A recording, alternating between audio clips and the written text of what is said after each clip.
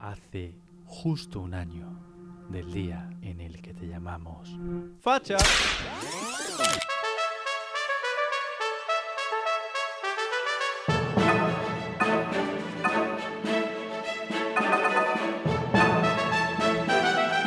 Creemos, sinceramente, que el tiempo nos ha dado la razón. Por eso te decimos que eres todavía más facha, tío. Si crees que la amnistía es un insulto a la igualdad de los españoles ante la ley, facha. Si crees que un prófugo no puede decidir el futuro de España, facha. He tenido cambios de posición política. Si crees que cambiar mucho de posición es mentir, facha electoral. Si crees que el Constitucional debe defender, no sé, la Constitución, facha. Si crees que esta Barcelona es mejor que esta otra, facha. Si crees que un extremeño se merece ir a casa en AVE, facha derrochador, caminando, que es gerundio. Que Ceuta y Melilla son españolas desde antes que existiese Marruecos, facha trasnochado. Herrera, Alsina, Valles y Ana Rosa, ultraderecha mediática y fachas. Sabater, facha de manual. Paje, facha. Redón Terreros, facha, a este hay que echarle. Ustedes quieren un espejito que le digan a Ayuso lo lista, lo facha y lo bien que hace todo, que se lo pague con su dinero. Aquí, avui, per fi. Que es un despropósito utilizar pinganillos y traducción en un congreso en el que todos hablamos el mismo idioma. Facha. Si dices que la ley del sí es sí ha liberado a violadores, facha con toga. El machismo puede hacer que haya jueces que apliquen de forma defectuosa una ley. ¿Crees que tus hijos son tuyos y no son del Estado? Faminazi y facha. Si crees que en el País Vasco faltan miles de familias que se tuvieron que ir, rencoroso y facha. Que no te engañen. La España de verdad es otra. Es diferente a la que nos pintan los que gobiernan. Es una España sin complejos, unida en su diversidad. La del respeto a nuestros mayores, a nuestros hijos, a la familia. Una España que conoce sus raíces y las celebra cada 12 de octubre. Por eso, en este Día de la Hispanidad, celebra España. Porque cada vez somos más fachas. Y empezamos a estar demasiado orgullosos.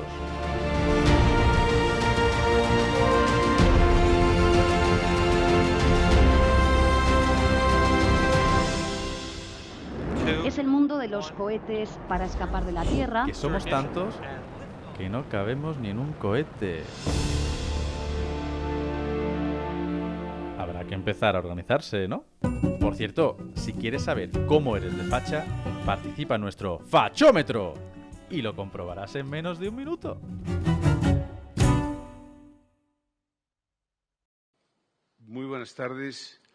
Muchísimas gracias por su presencia, que una vez más, pero hoy más que nunca, no sé por qué será, abarrotan este foro. Gracias, Bieito Rubido, director del debate, probablemente la incorporación más importante en los últimos años en la defensa de nuestros valores en los medios de comunicación social y, sobre todo, gracias, presidente Aznar, por tu presencia esta tarde, hoy, que para nosotros significa un gran honor.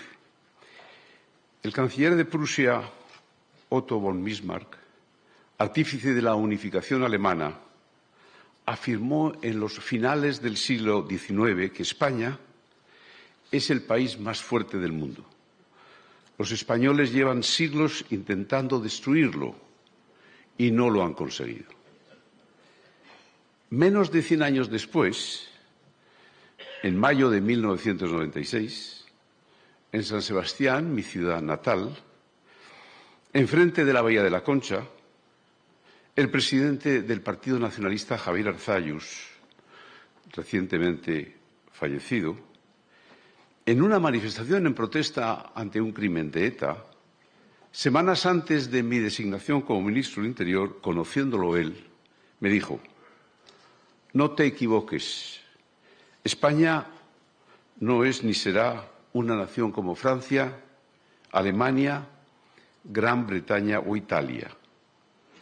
No tendrá nunca su fortaleza. Exactamente lo contrario de lo que había afirmado el canciller Otto von Bismarck.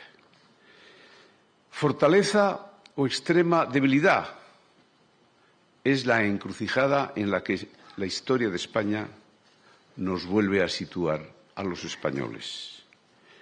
Neos hoy, pero antes sus antecesores, la Fundación Valores y Sociedad, la Fundación Villa Cisneros, la Fundación Herrera Oria, esto es la Asociación Católica de Propagandistas, habíamos denunciado reiteradamente un proceso, una asociación y suma de socialistas, nacionalistas y comunistas que había arrancado hace hoy 20 años. No solo es el sanchismo, es una suma perversa y letal para España que nos conduce a la extrema debilidad, al totalitarismo de una moda dominante, a la destrucción de los fundamentos cristianos de sociedad y, por supuesto, la destrucción de uno de ellos como la nación española. Neos, su objetivo principal ha sido siempre ayudar a tomar conciencia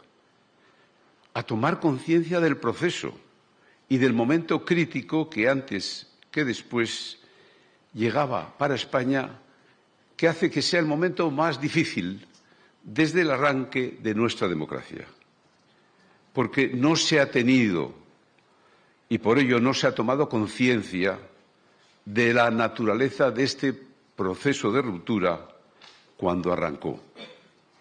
Este proceso que es opaco, que está escondido por quienes lo han impulsado y mal o nada diagnosticado por los demás por comodidad, es un tránsito que nos lleva de la reforma del espíritu de la concordia a la brutalidad de la ruptura y al retorno de las dos Españas. Nos lleva del crimen propio de la violencia terrorista como mal mayor a la mentira como mal menor. Pero se olvidan algunos que el mal menor, la mentira en este caso, siempre consolida el mal. Y en este caso consolidará el gobierno y el poder de los terroristas. Y de tanto abrazar el mal menor, nos estamos encontrando de bruces, paso a paso, con el mal mayor. De momento el proceso ha producido una transformación, una metamorfosis libremente decidida por ellos de la izquierda española, que han hecho que ETA, que era su adversario o enemigo, hoy sea su aliado principal en este proceso. Nos ha llevado a unas leyes de ingeniería social en tiempos récord, como nunca se había producido en Europa, buscando no el bien común, sino la transformación de muchas conciencias y jóvenes españoles. Este proceso se va a intensificar, se va a acelerar en el ámbito territorial esta vez, porque lamentablemente se ha revalidado en las urnas el 23 de julio y este Frente Popular no tiene ni tendrá límites, por lo que el número y el nivel de la mentira se agigantará. Lo que vamos a escuchar en las próximas semanas para justificar la amnistía, el acuerdo con ETA, Esquerra Republicana y Puigdemont y las bases de una etapa falsa de reconciliación cuando se persigue exactamente lo contrario. ¿Y por qué Neos organiza en este contexto unas conversaciones con José María Aznar, un diálogo conducido por un gran periodista y director como Bieito Rubido? José María Aznar cree en referencias permanentes y cree en la fortaleza de España, como el canciller von Bismarck. Pero, además, la respuesta está en el refranero español. Obras son amores que no buenas razones. O dicho de otro modo, hechos son amores y no buenas intenciones. José María Aznar no solo está aquí por las palabras de hace unos días que alentaba con acierto una movilización, una reacción, una respuesta, un cambio de actitud, una dirección, un nuevo proceso y proyecto frente a un camino disparatado hacia la extrema debilidad. José María Aznar lideró una política cuando gobernó expresión de una fortaleza. Y frente al proyecto y naturaleza de ETA, que era mucho más que una organización terrorista, un proyecto contracultural de los valores de Occidente. Dirigió y lideró la única política antiterrorista que no se había puesto en práctica en su totalidad antes. La ley, solo la ley y nada más que la ley, pero toda la ley y nada fuera de la ley. Y esto es verdad, digan lo que digan algunos de sus detractores. El problema es que a partir del año 2004 no se llevó a cabo una política diferente a la que había producido el presidente Aznar. Se llevó a efecto exactamente la contraria. Y de aquellos polvos vienen estos lodos. ¿Cuántos aprendices de brujo en esta etapa que vivimos? Se creyó que el mal llamado proceso de paz era inocuo, incluso eficaz, que solo tenía ventajas, que no pagaba un terrible precio, un proceso. Todo era una gran mentira. José María Aznar, entre otras cosas, comprendió la naturaleza de ETA. No solo eran comandos ejecutores que mataban, comprendió, y así lo dejó con sus palabras, que la estrategia de los nacionalistas vascos y catalanes, supuestamente moderados, buscaban el debilitamiento o destrucción de España, pero sí a cámara lenta. Y pocos recuerdan sus palabras al final de su mandato, con las que con insistencia subrayaba que había que cerrar en aquel momento definitivamente el modelo territorial español, quizás intuyendo lamentablemente que en el futuro se haría lo contrario. Termina, no solo es una cuestión de aritmética electoral, por decisiva que ésta sea, sino que es indispensable una dirección, un proyecto social, político y cultural, una alternativa que la fortaleza de España exige. La extrema debilidad, la fortaleza de España, esta es la encrucijada, y adquiere una singular trascendencia con los acontecimientos fuera de nuestras fronteras. La guerra en Ucrania, desatada por Rusia, la guerra de Hamás, declarada a Israel, confirma que Occidente vive un tránsito, una transición, razón por la cual hoy se atreven a atacar de la forma en que lo hacen, de manera despiadada, los adversarios de nuestra cultura. Muchas gracias a todos ustedes por su presencia. Muy buenas tardes, señoras y señores. Un saludo de nuevo. Creo que no es necesario hacer una presentación de José María Aznar. Después de las palabras introductorias de Jaime Mayor Oreja, creo que no les voy a decir a ustedes quién es el presidente Aznar, que lideró 8 de los mejores años de la democracia española. Cuando él gana las elecciones en el 2000, el semanario The Economist, no es que a mí me guste mucho, como periodista, no me gusta mucho sobrevalorar a la prensa extranjera, porque es tan mala o tan buena como la española. Depende de momentos. Pero en todo caso, el prestigio del semanario The Economist está fuera de toda duda. Y en el año 2000, cuando José María Aznar gana por mayoría absoluta las elecciones generales, hace una gran alabanza del momento que vive España y del presidente Aznar. Y dice que España vuelve a ser la potencia que nunca debió dejar de ser. Pues bien, este país, nuestro país, nuestra nación, España, vive ese país que fue una gran potencia, ese país que volvió a ser una gran potencia con José María Aznar, vive un momento de una confusión política notable, de una enorme inestabilidad y de una enorme preocupación para quienes de verdad nos consideramos fundamentalmente patriotas, al entender el concepto de patriota como el patrimonio que hemos heredado de nuestros antepasados y que nos gustaría legarle a nuestros herederos. Creo que no hay nada mejor que ser un buen antepasado. Y un buen antepasado lo fueron nuestros padres, nuestros abuelos, que no cabe duda que nos dejaron un país magnífico, con sus dificultades, pero el problema va a venir a continuación. Yo tengo serias dudas si les vamos a poder dejar una España mejor a nuestros hijos y a nuestros nietos. No lo sé. En todo caso, tampoco hay que resignarse y, como muy bien hizo el presidente Aznar días pasados, creo que efectivamente hay que resistir y hay que movilizarse. Y la primera de las movilizaciones, presidente, empezó ayer en Barcelona. Me gustaría, si le parece bien, por abrir el diálogo, que empezásemos por una primera valoración de lo que ocurrió ayer en Barcelona, cómo lo ve, cómo lo valora y cómo se puede proyectar de cara al futuro. Bueno, en primer lugar, muy buenas tardes a todos y muchas gracias por su presencia aquí. En segundo lugar, muchas gracias a Neos por su invitación y a ti especialmente, querido Jaime. Y encantado de tener esta conversación con un antiguo amigo y director, Bieito Rubido. Y estoy encantado de estar aquí. Y espero que se note. Entonces, empezando por lo de ayer, pues yo veo la movilización de ayer con una gran simpatía, ¿no?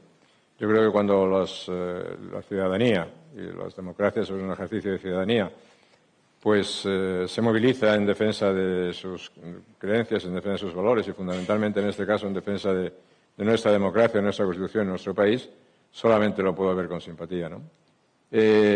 No es tiempo este para silencios, no es tiempo este para declararse presidente en huelga de opinión o en huelga de acción. Sí. No, sino todo lo contrario. Yo quiero decir que hace unos días, y como recordaba Jaime, pues hice una apelación a decir, ha llegado el momento de decir basta ya, ha llegado el momento de apelar a la energía cívica de los ciudadanos españoles. Creo en ello y creo que las reacciones que ha habido son muy positivas, ¿no? Pero yo apelo al sentido de la responsabilidad de todos los ciudadanos. Todo el mundo tiene una responsabilidad hoy. Todo el mundo tiene algo que decir hoy. Todo el mundo tiene algo que hacer hoy. Y digo, hoy se pueden hacer muchas cosas menos estar en silencio, menos estar callado, inhibirse o no hacer nada. Eso, justamente esa apelación a la responsabilidad ciudadana es lo que ayer surgió en las calles de Barcelona, como hace unos días surgió también en las calles de Madrid, y espero y deseo que sea una manifestación y sea una demostración de una energía cívica muy mayoritaria en la sociedad española. Hablemos del momento político, presidente. La gran inquietud que tiene la ciudadanía es el anuncio de una amnistía a unos golpistas independentistas catalanes que supone una quiebra del Estado de Derecho, que supone, de alguna manera, una traición a la idea de España, pero que en el fondo es mucho más que amnistiar. ¿Cómo valora usted? Porque no solo es amnistiar, es probablemente permitir hacer lo que ellos quieran a partir de ahora. Entonces, me gustaría conocer su punto de vista del momento, es decir, ¿cómo diagnostica el momento político actual? Yo creo que el momento político actual es un momento existencial, críticamente existencial para España, críticamente existencial. ¿Y por qué es críticamente existencial? Porque la discusión en la política española está centrada esencialmente en dos cosas fundamentales, que son la amnistía y las posibles consultas de autodeterminación. Cuando estás discutiendo eso, estás discutiendo la posibilidad de existencia o inexistencia, de continuidad histórica o de no continuidad histórica de la nación española. Y, por supuesto, la continuidad o no del sistema constitucional español. Entonces, lo que se pretende con la amnistía, lo que se pretende con lo que va a seguir después de la amnistía, pero en este momento con la amnistía, no es, como se dice, un acto de generosidad, es un acto de conciliación. La amnistía borra el delito, no elimina solamente la pena, borra el delito. Quiere decir que la amnistía declara que lo que se hizo, el golpe que se dio, fue un golpe que tuvo su sentido, que estaba justificado, y al contrario, condena a aquellos que constitucionalmente se opusieron al golpe. ¿Qué es lo que se pretende con todo esto? Lo que se pretende con todo esto no es un ejercicio como durante décadas de nuestra democracia en el que se producen unas alternancias democráticas en el poder. Lo que se pretende es el cambio del régimen constitucional de España. Eso es lo que tenemos encima de la mesa. Y, por tanto, la amnistía es un acto en contra del sistema constitucional de España. Y, por tanto, no es que no quepa en la Constitución, es que destruye la Constitución. Al destruir la Constitución, pues evidentemente se destruyen los pilares que han formado, que han forjado el proceso no solamente de transición, sino de convivencia en España durante décadas. Esa es la gravedad del momento político, ¿no?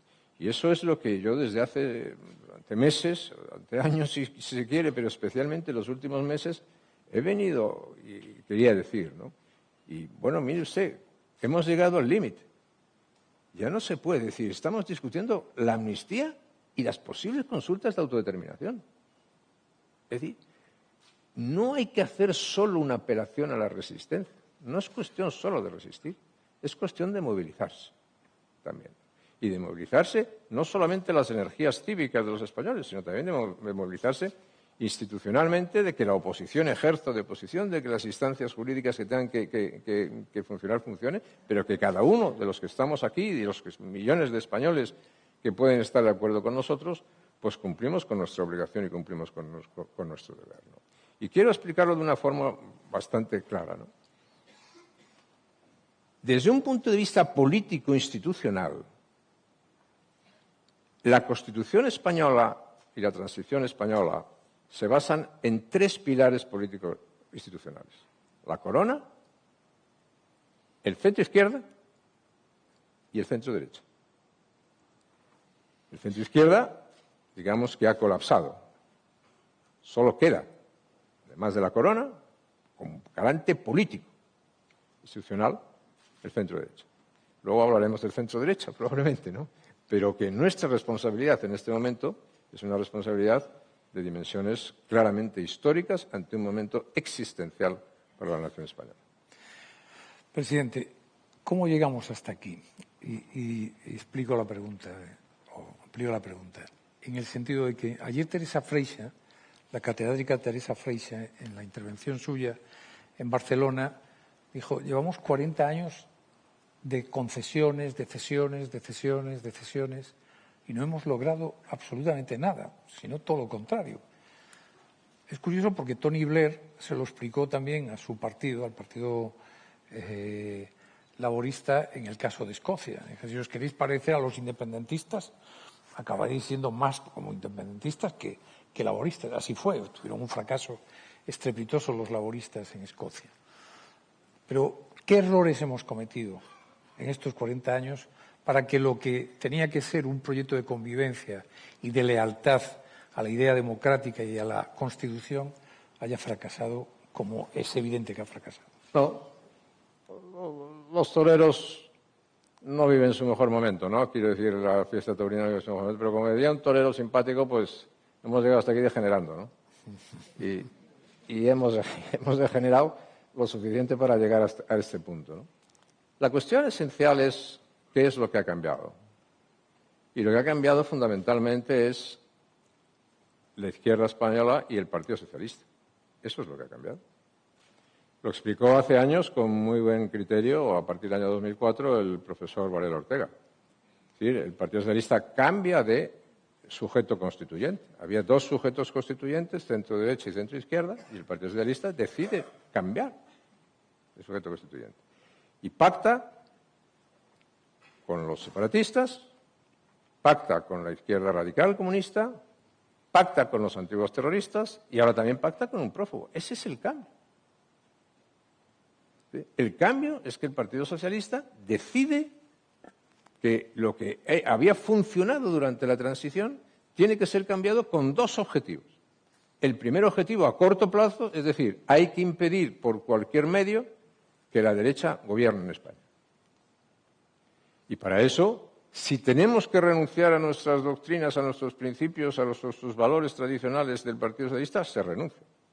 Si tienen que aliarse con todos estos que hemos citado antes, separatistas, antiguos terroristas, etc., se alían. Si tiene uno que depender de un prófugo, no son los españoles los que han puesto el destino de España en manos de un prófugo.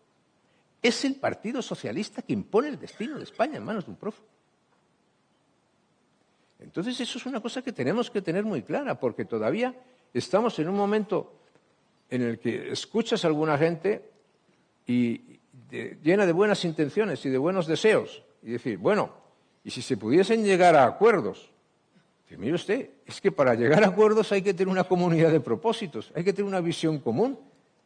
Y el Partido Socialista no quiere llegar a ningún acuerdo con el Partido Popular. Quiere hacer lo que está haciendo. Y además de eso, quiere cambiar el régimen constitucional de España. Entonces, démonos cuenta de eso, porque cualquier posición que adopte el centro-derecha que no sea a partir de esa realidad será una posición absolutamente equivocada, ¿no? Entonces, quiero decir que además de degenerando, podemos decir, pues ha habido un cambio estratégico absolutamente fundamental, ¿no? Y ese cambio estratégico fundamental se produce esencialmente a partir del año 2004. Y a partir del año 2004 pues, se produce lo que significa el cambio del sujeto constituyente. Luego, en la historia de los países, como en la historia de las familias, en la historia de las personas, en la historia de los periódicos, en la historia de los partidos, hay aciertos y errores, hay momentos mejores y hay momentos peores. Pero no cabe duda que en líneas generales, uno de los grandes acuerdos de la transición española, ¿cuál fue? Miremos al futuro y no al pasado. No repitamos el pasado. Entendámonos y miremos al futuro. Hoy nos están diciendo, volvamos para atrás. No hay proyectos de futuro. Pero según otro acuerdo fundamental de la transición fue, nosotros aceptamos la pluralidad constitutiva de España, a cambio de que ustedes, nacionalistas, sean leales a la nación española. Si ese pacto se rompe, los platos rotos de esa ruptura no tienen que pagarlos los españoles. Ni lo deben pagar los españoles. Por eso una amnistía contra los que han querido no solamente ser desleales a la nación española y a la Constitución, sino romper la Constitución y la nación española, no solamente es un error político de una enorme envergadura, es un atentado contra la convivencia constitucional de España y contra la Constitución española. Espero que usted tiene alguna esperanza que el Tribunal Constitucional pueda frenar el proyecto de amnistía. Esa pregunta, querido Bieito, es una pregunta dolorosa. Pero la respuesta, ¿no? Sí. Digo dolorosa la pregunta porque la pregunta supone que hay un hálito de sospecha sobre la actuación de ciertas instituciones. Es dolorosa, pero es pertinente, porque declaraciones de actitudes del Gobierno, en el sentido de intentar ocupar o colonizar las instituciones. Algunas declaraciones de algunos miembros de estas instituciones recientes y algunas sentencias recientes abren un margen de duda absolutamente extraordinario, ¿no? Pero yo quiero dejar mi posición muy clara. Yo soy totalmente contrario a las teorías, llamémosle, constructivistas en torno a la interpretación de la Constitución española. La Constitución no se puede reescribir. El Tribunal Constitucional es garante de la Constitución. No es un poder constituyente. Y, por tanto, el Tribunal Constitucional no puede decir lo que la Constitución no dice. Y si lo hace, está rompiendo flagrantemente sus obligaciones y la Constitución también. Por lo tanto, quede muy claro eso a la hora de valorar lo que pueda pasar. Yo digo, no me gusta la actitud del Gobierno ocupando las instituciones, no me gustan algunas declaraciones, no me gusta una interpretación que se ve en algunas sentencias en que se hace que la Constitución diga lo que la Constitución no dice. Y entonces, sobre esa base, pues es sobre lo cual tenemos que construir nuestra posición. Y esa posición se construye, entre otras cosas, hablando claro y contestando a preguntas dolorosas, pero pertinentes. Europa nos puede ayudar. Hay que utilizar en este momento todas las instancias posibles, y la instancia europea es una instancia real, ¿no? Es decir, políticamente la instancia europea es una instancia real que podemos utilizar. Jurídicamente también, evidentemente, está a disposición y se puede utilizar. Lo que no podemos es pensar que la Unión Europea va a ocuparse de lo que los españoles no queremos ocuparnos. O sea, la Unión Europea no va a resolver lo que los españoles no resolvamos. Eso es evidente. Nosotros siempre hemos defendido la idea, yo siempre tuve la idea, a diferencia de otros que decían, mire, en relación con la Unión Europea, teniendo en cuenta cómo es este país, cuanto más se diluya España en la Unión Europea, mejor para nosotros. Mi posición fue la contraria. Cuanto más España hay, más Europa hay. Y no nos fue mal con esa doctrina. Ahora, no pensemos que ningún europeo va a venir a resolvernos los problemas que nosotros nos estamos creando. El cuidado que tendrán en la Unión Europea será que no nos convirtamos en un problema muy serio para otros países. Si eso lo pueden controlar, pues será lo que hagan. Ahora, nosotros tenemos la obligación de explicar a los europeos y de explicar en las instituciones europeas, en todas las instancias europeas, qué es lo que está pasando en España, qué es lo que puede pasar en España y a dónde nos puede llevar estas políticas que se están practicando en el país. Volvamos entonces a nuestra responsabilidad, a lo que tenemos que hacer nosotros. ¿Qué se puede hacer ahora mismo en España para que en dos territorios tan españoles, tan históricos como Granada o como Burgos, pero tan unidos a España como el País Vasco y Cataluña, para que la idea de afecto a España se recupere? Yo efectivamente estoy convencido que en Cataluña hay millones de catalanes que no sienten ese desafecto que sienten los independentistas, pero no cabe duda que imponen su corriente de opinión los independentistas. Pero, ¿qué podemos hacer para que haya emocionalmente un mayor vínculo entre determinados ciudadanos vascos y catalanes y el resto de España? Voy a explicar una cosa, si me permite, muy sencilla, ¿no? Y es lo siguiente. Si uno coge los instrumentos que tenemos a disposición, y en este caso son las series históricas del Centro de Investigaciones Sociológicas antes de ahora, antes de este señor de ahora. Sí. Antes de ahora, ¿no? Ahora ya no. Cuando era creíble. Que la cosa era cuando era creíble. Cuando era creíble. Entonces, desde el año 76, desde que comienzan las series, los dos momentos de mayor sentimiento nacional de España y los dos momentos de mayor debilidad del sentimiento nacionalista son exactamente en el año 1999 y exactamente en el año 2003. En el año 1999 coincide con las consecuencias y con la presencia de España como miembro fundacional de la moneda única europea, que fue un motivo realmente para alegrarnos y satisfacción de todos los españoles. Y en el año 2003 con uno de los momentos de mayor presencia y prestigio internacional de España. No es una casualidad. Entonces, a más España, menos nacionalismo. A más potencia, a más prestigio, a más capacidad, menos nacionalismo. Porque incluso mucho nacionalismo se sienta confortable. Déjeme decir una cosa. Mirando y repasando unas notas estos días, yo he mirado los resultados electorales en Cataluña y en el País Vasco, por ejemplo. En el año 2000, el Partido Popular tuvo casi el voto del 24% de los catalanes. Es decir, se puede decir que prácticamente un cuarto de los catalanes, de los ciudadanos catalanes, votaron al Partido Popular. Ese mismo año, en el País Vasco, el PP casi tuvo el 30% de voto, 29,20% de voto.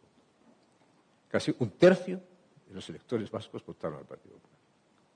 Hoy, en el País Vasco, el Partido Popular tiene el 11% y en Cataluña tiene el 13%. ¿Qué es lo que ha pasado? Bueno, lo que ha pasado fundamentalmente es que lo que era un apoyo decidido a los ciudadanos constitucionalistas en el País Vasco, en Cataluña y en general en España, pues decreció y se difuminó de una manera verdaderamente espectacular, temeraria, y podría decir prácticamente hasta suicida, ¿no? Entonces, yo digo hoy lo que decía entonces. Cuando uno vive en un municipio de Cataluña, con un municipio del País Vasco, o en un municipio gallego, en un municipio andaluz, y sale de su casa, tiene que saber que el Estado español está allí con él. Tiene que tener la garantía de que el Estado de Derecho va a funcionar. Tiene que tener la garantía de que las fuerzas de seguridad van a funcionar. Tiene que tener la seguridad de que la justicia funciona. Tiene que sentirse respaldado. No puede sentirse desasistido.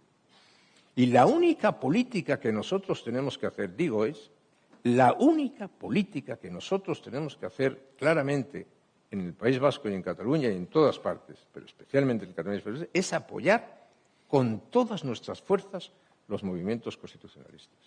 Y los partidos constitucionalistas, el que sea, si hay uno, pues ese partido constitucionalista. Pero que los ciudadanos que no son nacionalistas, los ciudadanos que no están dispuestos a que la Constitución caiga, a que la convivencia caiga, a que el régimen del 78, como algunos dicen, caiga, o que la nación española se desintegre, tienen que sentirse respaldados. El problema hoy es que tenemos al frente del Gobierno de España un delegado de los separatistas. Es decir, el señor Sánchez, el presidente del Gobierno, actúa prácticamente como delegado de un prófugo de la justicia. Y eso para los constitucionalistas es un drama. Por eso es tan importante el papel que en este momento tenemos que desempeñar aquellos que no estamos dispuestos a que esto ocurra, o por lo menos no estamos dispuestos sin que nuestra voz o nuestra acción se escuche y se tenga en cuenta y bien presente, ¿no? Pero apoyar a los constitucionalistas es absolutamente fundamental, reforzar todos los movimientos constitucionales y prestigiar fundamentalmente la idea de España como gran fuerza, como gran nación, como país con muchas posibilidades de futuro, es una cosa muy importante. Pero fíjese, Vieito, es que no se habla de eso hoy. Hoy no se habla de un proyecto de futuro para España. Nosotros pudimos hacer cosas mejores o cosas peores en su momento, puedes tener estas u otras ideas, pero había una ambición de España. Había un proyecto de futuro. Queremos progresar, queremos hacer estas cosas, vamos a hacer estas políticas, queremos tener influencia en el mundo, queremos superar los viejos defectos de los españoles. Eso no se habla hoy. Hoy estamos hablando de amnistía y estamos hablando de consultas de autodeterminación. Tenía razón, toda la razón Jaime cuando apelaba al canciller Bismarck. Pero Bismarck, cuando después de la unificación alemana, lo más importante que hizo Bismarck, además de la unificación alemana, fue no ir más allá. No ir más allá escuchando a los que pretendían que la entonces Alemania unificada conquistase toda Europa, después de la guerra de 1870 con Francia. Y es la política de hasta aquí. Ya es bastante. Lo que los británicos, algunos dicen, good enough, ya es bastante. Nos paramos aquí. Bueno, pues yo eso aplíquelo aquí y digo yo, y ya es bastante. Por eso dije el otro día, en una forma clásica de nuestra política, basta ya, ¿no? Basta ya vale. Ahora, como ya vale, los constitucionalistas tenemos que actuar y tenemos que actuar sin ningún tipo de reparo. Porque usted no cree, señor Aznar, que esa amnistía que está forzada, que está fuera de la Constitución, que quiebra nuestro Estado de Derecho, sin embargo, puede lograr el objetivo que dice la izquierda de vamos a desinflamar, es decir, que puede decir basta ya, vamos a quedarnos aquí, vamos a ver que van a ir más allá. Si yo doy un golpe de Estado y no solamente me indultan, o sea, me perdonan la pena y además de eso me la eliminan, me la borran, como si no hubiese hecho nada, ¿por qué no voy a dar otro? Es una cosa evidente. Es lo mismo que cuando entran en tu casa o cuando entran en tu empresa o cuando es evidente. Es decir, se está desarmando. Es decir, la eliminación del delito de sedición ya supuso el desarme del Estado. Pero la amnistía supone la condena de todos aquellos poderes constituyentes, empezando por el rey, y la desautorización de todos aquellos poderes que defendieron la Constitución y se enfrentaron al golpe. Eso significa la amnistía. Y entonces yo no solamente no tengo ninguna confianza en eso, es que tengo la certeza, que te lo están diciendo además, te lo están diciendo que lo van a volver a hacer. Sí. Y claro que lo van a volver a hacer. Podemos discutir ahora cómo lo van a volver a hacer. Pero la gran diferencia, insisto, es la posición del Partido Socialista, que está a favor de eso, y está a favor de aliarse con aquellos que quieren justamente el cambio de régimen y la destrucción de la nación española, ¿no? Entonces, cuando antes hablaba de Europa, es decir, ¿cómo ve un europeo esto? Pues lo puede ver con todo, como lo miraríamos nosotros si ocurriese esto en Francia, en Italia o en Alemania. Yo siempre digo, ¿qué pensaría yo de los franceses o de los alemanes o de los italianos o de los británicos si les veo con un pinganillo en su parlamento? Pues decía, oiga, estos no están bien, ¿no? Pero si además del pinganillo están discutiendo sobre la existencia de Francia o sobre la amnistía a los que han dado un golpe de Estado en Francia, en Italia o en Alemania, pues digo, estos señores realmente van por el camino muy equivocado. Sí, sí.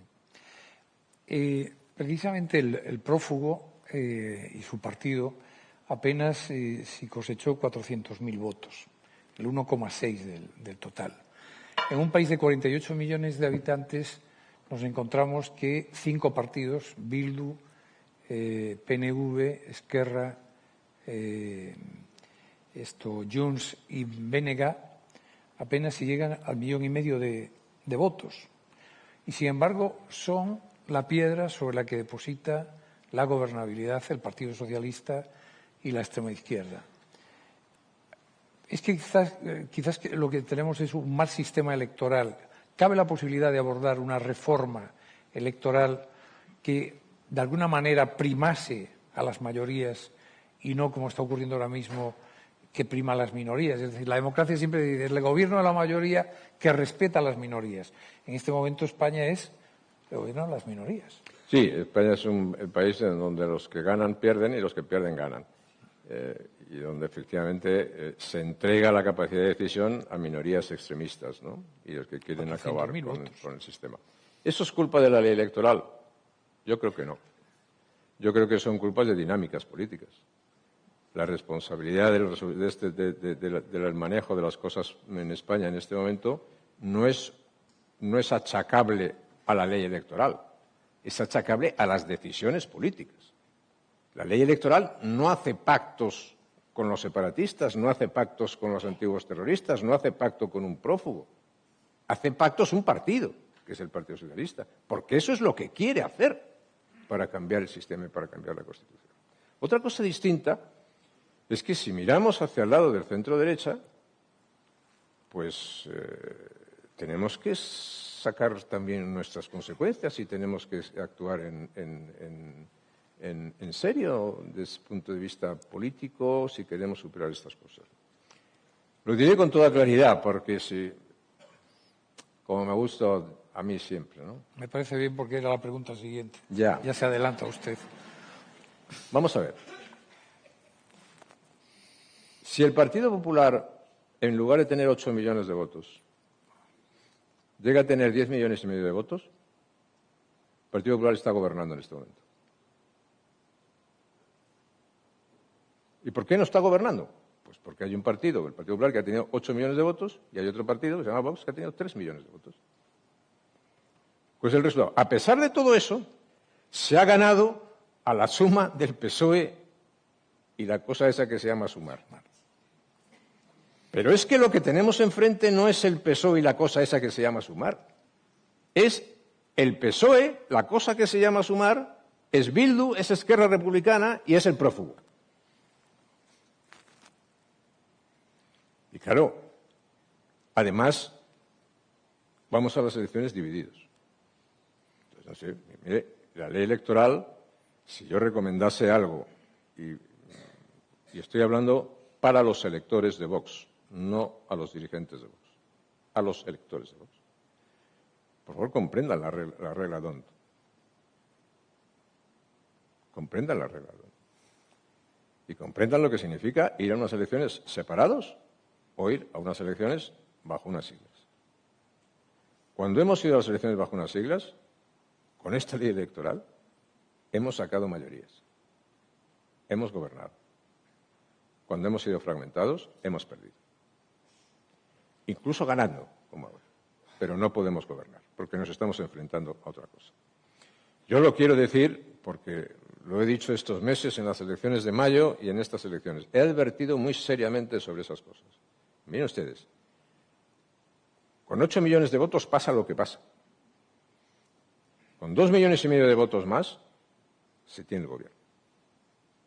Y ahora ustedes elijan. Sí, en la política no existe la perfección. Sí, a mí me podría gustar más esto, podría estar más a gusto con esto o no, pero ¿qué es lo que quiere? ¿Qué es lo que queremos? O sea, un elector de Vox con toda su buena voluntad y con toda su buena intención, que yo no digo, ¿qué preferiría hoy? ¿Que estuviese gobernando el Partido Popular o lo que tenemos que aguantar? ¿Y lo que va a pasar aquí? Pues esa es la cuestión. Yo tuve la responsabilidad de unir a todo lo que estaba a la derecha de la izquierda, procuré hacerlo y funcionó. Yo creo que hay una responsabilidad ahora y hay una reflexión que tienen que hacer muchos electores, muchos votantes, dentro de estas obligaciones que como todos, como ciudadanos, tenemos ahora, que las consecuencias de determinadas acciones, las consecuencias de determinados votos, pues, probablemente producen a veces situaciones indeseables. Y yo no tengo ninguna duda que entre tener un gobierno del Partido Popular y póngale usted todas las pegas que quiera y todas las imperfecciones que quiera, o discutir lo que estamos discutiendo ahora, pues son dos mundos distintos. Antes, en la presentación, Jaime Mayor Oreja hablaba de que detrás de ETA también había un proyecto cultural o contracultural, en realidad. A mí me parece también que la batalla cultural la derecha, de alguna manera, la abandonó. En gran medida en que, por ejemplo, en el sector en el que yo llevo trabajando muchos años, la visión es una visión desde la izquierda, mayoritariamente, en el sistema mediático español. Pero lo mismo ocurre en la universidad. Es decir, hay una batalla cultural, una batalla de las ideas. Y mi pregunta es, ¿se arrepiente usted en su etapa de presidente no haber dado esa batalla de manera más fehaciente, más digamos, dinámica y determinada? No, por dos razones. Yo no estoy proclive a arrepentirme de muchas cosas, ¿no? Pero no por dos razones. La primera, porque dimos esa batalla. Y ahí están los resultados. La batalla se dio.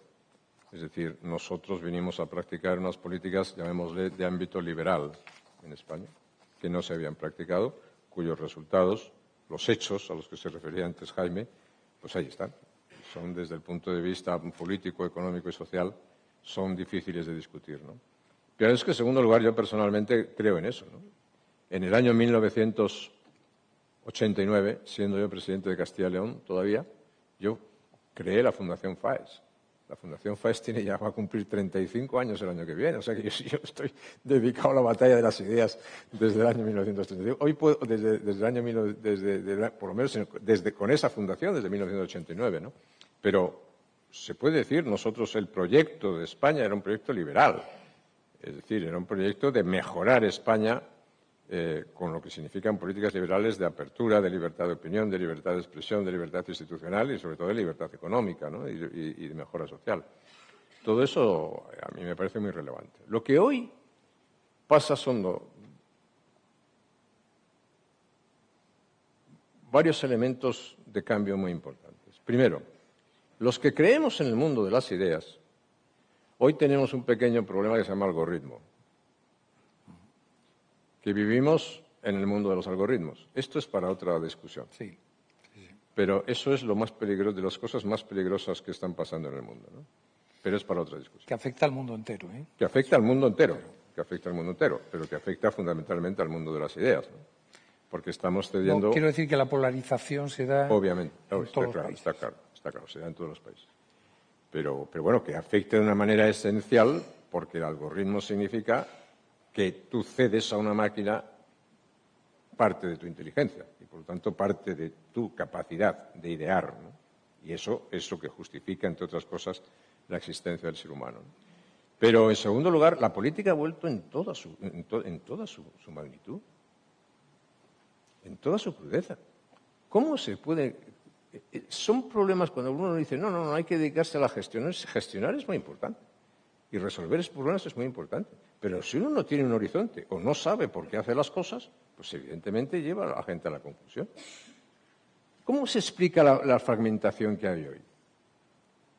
¿Por problemas de gestión? ¿Los problemas de la amnistía o los problemas de la autodeterminación son problemas de gestión? ¿Los problemas que tenemos de la inmigración son problemas de gestión? ¿Pero qué es eso? Es decir, ¿lo que está ocurriendo en Iberoamérica es un problema de gestión? ¿O lo que ocurre en África? ¿O el ataque de Hamás a Israel es un problema de gestión? No, la gestión es muy importante. Y las gestiones siempre son importantes y los gobiernos tienen que gestionar bien las cosas y los políticos tienen que ser conscientes. Por eso, cuanta más gente competente se puede dedicar a las políticas y puede estar en los gobiernos, mejor. Cuanta más gente incompetente, pues más problemas tiene. Pero la política ha vuelto al mundo con toda su crudeza. Y, por lo tanto, las ideas son más fundamentales que nunca. Y la defensa de las ideas, la defensa de los valores, la defensa de las convicciones, la defensa de los principios, sobre todo en una época en la que se tiende a decir que todo vale porque nada representa nada, yo creo que es más fundamental que nunca, ¿no? Y eso es lo que puede enderezar a las sociedades occidentales. Y eso es por lo que tenemos que seguir hablando y peleando algunos que creemos que el destino de las sociedades occidentales depende justamente de eso. Me ha dejado usted con esta respuesta las dos últimas preguntas, las derivo de su respuesta. La primera, una sobre la calidad de la clase política y la otra sobre el conflicto desatado en Israel, bueno, entre Israel y Palestina. La primera, hay una falta de liderazgos fuertes, por un lado, pero sobre todo de calidad. Probablemente tenemos una mala política porque tenemos una muy mala clase política ahora mismo. Solo hay que mirar los currículos. ¿Por qué no se dedican a la política en este país ahora mismo, en el momento actual, los mejores, como siempre fue una tradición? Los mejores de cada familia se dedicaban a la política. El nivel de la vida política ha descendido en todo el mundo, no solamente en España también, pero ha descendido en todo el mundo. Evidentemente que hay excepciones, y buenas excepciones, pero el nivel general ha caído. El nivel general ha caído porque la vocación política se ha vuelto poco atractiva, porque la fragmentación política lo hace muy poco atractivo. La fragmentación política y la confrontación política organizada lo que tiende es a ponerse en manos de radicales, en manos de extremistas, en manos de gente que se dedica poco a buscar cauces de diálogo, puentes de entendimiento, que poco capaces de dialogar, poco capaces de entenderse. Segundo, la revolución tecnológica ha sido una revolución tecnológica que ha apartado de la política a muchos dirigentes y ha alejado a muchas personas jóvenes de los conocimientos básicos de la política, ¿no? A Winston Churchill le preguntaron una vez, un joven, qué es lo que tenía que hacer para dedicarse a la política. Y le contestó, estudiar historia, estudiar historia y estudiar historia. Y probablemente estudiar historia no es todo lo que tiene que saber, pero es fundamental. Yo, que viajo mucho por el mundo, que conozco pues, a muchas personas, tengo esa posibilidad, pues tengo que decir que hay dirigentes políticos en el mundo de hoy que no tienen las mínimas nociones necesarias para entender las cosas. Y no saben. Es que algunas personas a mí me dicen, bueno, es que algunas personas no saben que fui ministro. Bueno, o algunas personas no saben quién era Miguel Ángel Blanco en España. Pues, bueno, sí. Pero el problema es no tener ninguna noción histórica y no tener curiosidad por tener una noción histórica. Usted, para entender lo que está pasando hoy, por ejemplo, en Oriente Medio, hay que tener alguna noción histórica, hay que tener alguna noción de geografía. Y si no la tiene, no lo entiende. Para un ciudadano normal, cualquiera, puede ser más o menos relevante. Para un dirigente político es indispensable. Entonces, el desprecio por las humanidades, el desprecio por la historia, el desprecio por la filosofía, el desprecio por la literatura, el desprecio por la geografía, el desprecio por la meritocracia, todos esos desprecios se pagan. Y los estamos pagando ahora. Entonces, volver otra vez, y fue una de las ideas, a decir, oiga usted, la meritocracia puede ser puede tener muchos defectos, pero es mejor que no la haya. o el estudio de la historia, o el estudio de la geografía, hay las humanidades y toda la cultura humanística es, en este mundo de hoy, más importante que nunca. Me gustaría cerrar con, dije antes 2 preguntas, son 2 más, una y una última. Su opinión sobre el conflicto que se ha desatado con el ataque de Hamás a Israel y las consecuencias de esta conflagración. Empiezo por concentrarme en lo que ha pasado, ¿no? Lo que ha pasado es un ataque brutal a Israel. Yo no tengo la menor duda de que la democracia israelí, el Estado de Israel, tiene no solamente el derecho a defenderse, sino tiene la obligación de defenderse y de defendernos. Porque lo que hace Israel no solamente lo hace pensando en los israelíes, también afecta al resto de las sociedades occidentales libres y al resto de las democracias. Y, por tanto, es un ataque terrorista que debe ser condenado con todas sus consecuencias y debemos apoyar a Israel sin ningún tipo de dudas. Segundo, eso demuestra que los riesgos existenciales sobre la existencia de Israel o la no aceptación de la existencia de Israel es algo insuperable para algunos países en Oriente Medio o para algunas organizaciones, en este caso una organización terrorista como es Hamás. Y, naturalmente, ahora hay que mirar dentro de este contexto de un mundo profundamente desordenado algunas cosas de fondo que hay que tener bien presentes. Una, aquí lo que se está dirimiendo en gran medida es si la potencia más importante del mundo todavía, los Estados Unidos, tienen capacidad o no para tener el mundo en un cierto orden.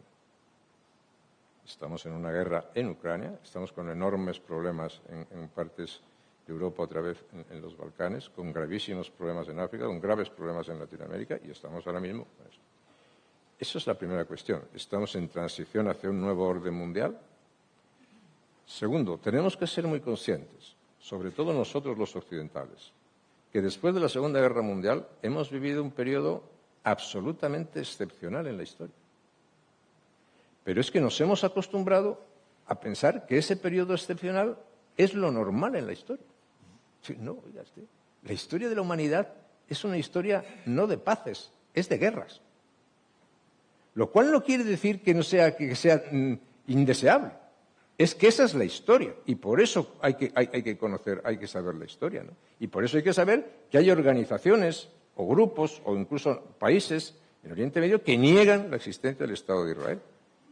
Y el pueblo judío, que ya tuvo que soportar un holocausto, pues ahora tiene un ataque en toda regla hacia su existencia y lo quieren borrar. Y la tercera cuestión a la que quiero decir, el orden mundial está desafiado por algunas potencias. Lo que ha pasado es imposible de explicar sin un país, sin un nombre que se llama Irán. Imposible.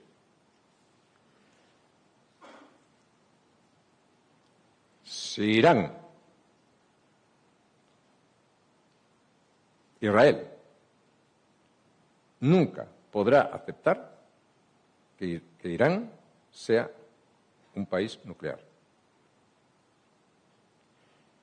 Si lo acepta, está aceptando probablemente un suicidio. Si no lo acepta, con el apoyo de otros, pues evidentemente tenemos abierto un problema que no quiero ir más allá, pero que lo que está pasando no se va a resolver si no se resuelve el problema de Irán. Y esa es una cuestión que con la guerra de Rusia por un lado y de Ucrania por un lado, con la competencia china por otro lado, hace que el mundo, que es un mundo inestable y es un mundo peligroso, pues sea evidentemente más inestable y más peligroso todavía. Mi última pregunta, y ahora sí. Se dice con frecuencia que fue usted el mejor presidente de la democracia desde la restauración del 77. Yo siempre voy al 77 porque fue cuando hubo las primeras elecciones libres. ¿Se atrevería usted a decirme cuál es el peor?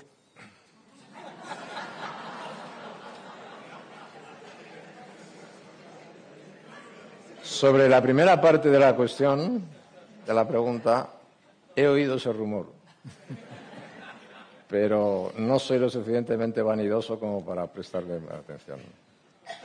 Sobre la segunda parte de la pregunta, el auditorio que hay aquí es tan cualificado que no hace falta que yo dé muchas más explicaciones. Sí, simplemente una cuestión final para, si me permite, Víctor.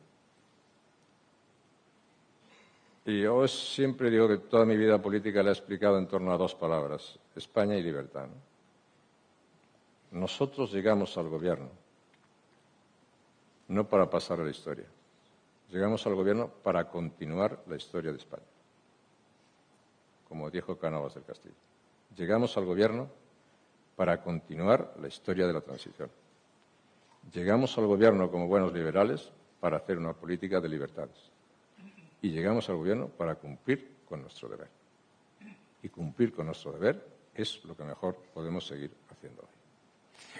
Pues yo creo que... Muchas gracias.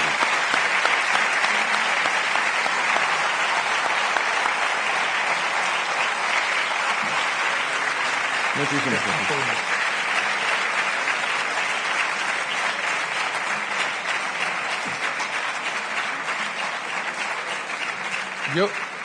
Yo creo que la verdad es que el tiempo ha pasado volando. Uno cuando tiene ya cierta experiencia de hacer entrevistas, cuando ves que te cuesta mucho y que el tiempo no pasa, te das cuenta que la entrevista es un peñazo. En esta ocasión ha pasado demasiado rápido. Muchísimas gracias, presidente. De verdad que ha merecido la pena. Muchísimas gracias, Víctor, y muchos éxitos.